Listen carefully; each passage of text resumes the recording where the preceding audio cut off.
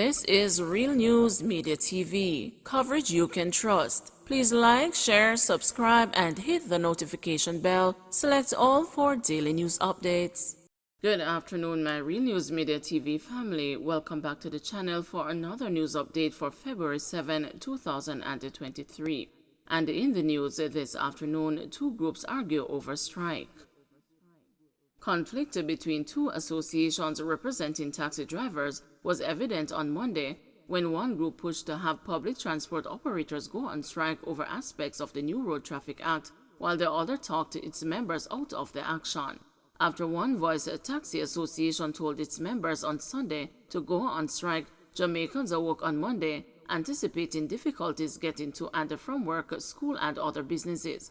However, while some public transport operators withdrew service in rural areas, many in the corporate area were on the job.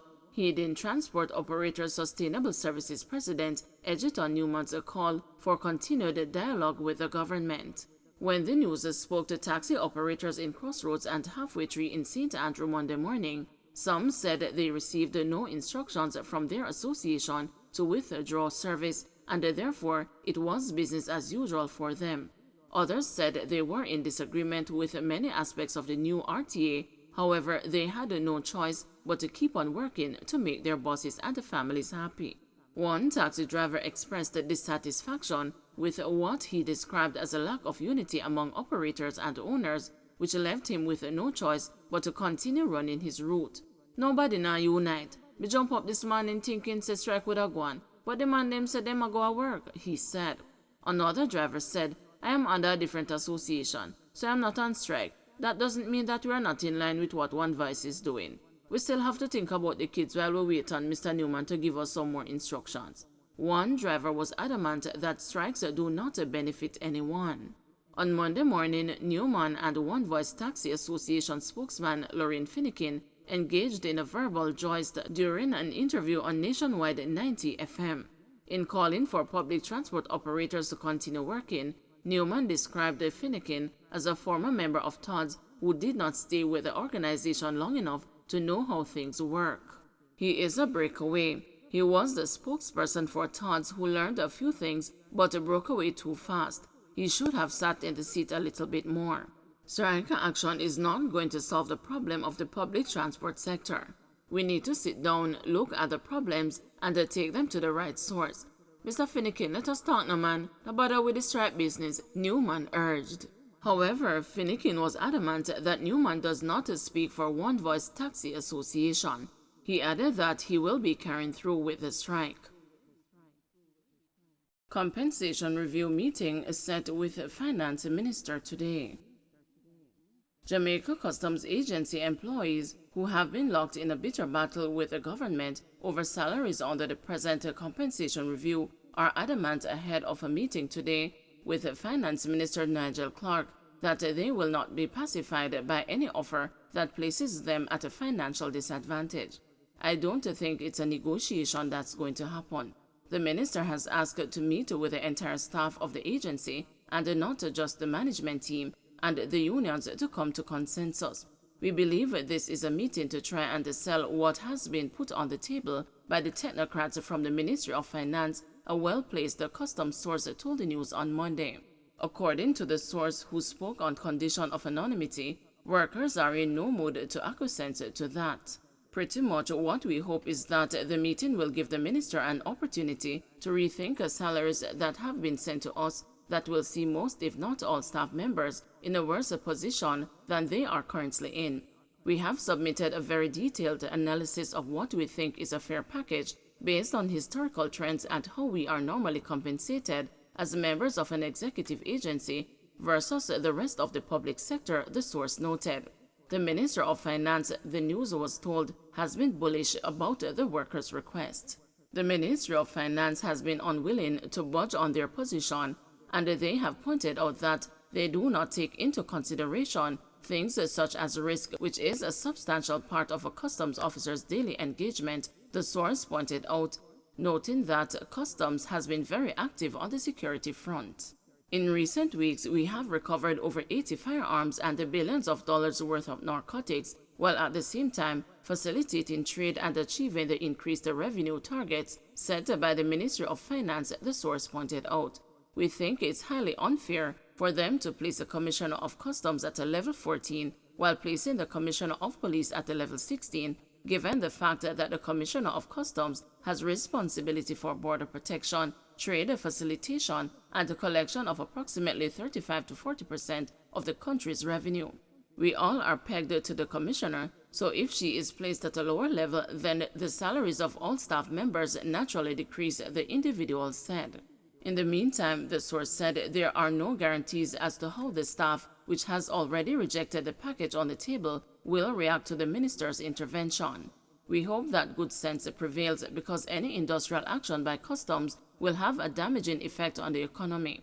Customs is not one of those areas that take industrial action, given our dedication to placing the country above self, the source stated.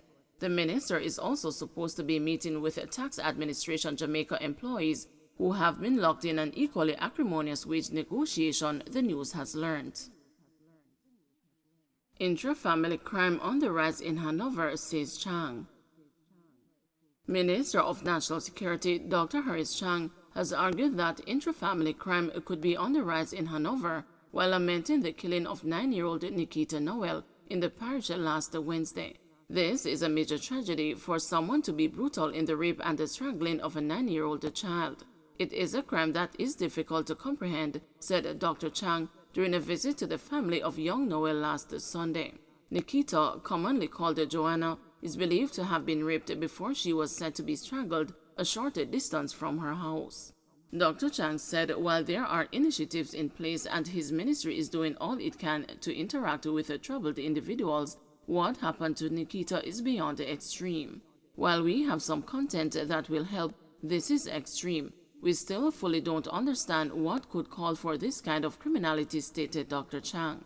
The intimate partner of Nordia Edwards, the mother of Nikita, is currently in protective custody, and Clifford Chambers, Assistant Commissioner of Police in charge of Area 1, has indicated that he is the subject of the police probe. Investigators are comfortable to say that the person who is in custody is a prime interest to the investigation and are confident that a particular course will be taken soonest, ACP Chambers said last Thursday. We know that the mother's intimate partner, they had an issue between them, and that is one of the lines of inquiry which is being followed, ACP Chambers added. Against that background, Dr. Chang declared that the police are investigating, and I know that their forensic lab will be moving aggressively to identify or ensure that the evidence is available to bring the culprits to justice. Chang said his team, which includes the Jamaica Labour Party's Tamika Davis, Member of Parliament for Hanover Western and Eastern Edwards, Councillor for the Lucy Division, JLP, are among those providing support to Nikita's mother, Nordia Edwards, and the rest of the family. Nikita reportedly left her school Esher Primary for her house in a taxi Wednesday afternoon. The taxi reportedly left Nikita and others at the foot of a dirt road leading up a hill where her family lives. However, she did not make it home and her mother raised an alarm. A search was launched by residents and the police. Her body was found a few feet from the entrance to her house. While some, including child advocate Betty Ann Blaine, founder of Hear the Children's Cry, have used the killing of Nikita to push their call for a proper transportation system for school children, Davis, who is also a mother, said the bigger discussion should be around how children are cared for collectively. Yes, ideally, you have a bus taking every child to their gate, but I think that perhaps we should focus on taking care of our children, how we need to get back to a village raising our children, helping them to be safe, stated Davis. She did not wander off into a strange community. It wasn't after hours. It was approximately 4 p.m., still early, and one would have expected that being so close to home, she would have been safe, and that is not an unreasonable expectation. She is in her community, and this would have been something that she would have been doing since she was in grade 4, Davis added. For her part, Edwards was happy for the visit she received, as she pointed out that while she has 2 sons, they are not living with her. Nikita, her youngest child, is the only one who lived with her. Edwards said it is difficult to cope as it is painful going to and getting up out of bed and did not see Nikita.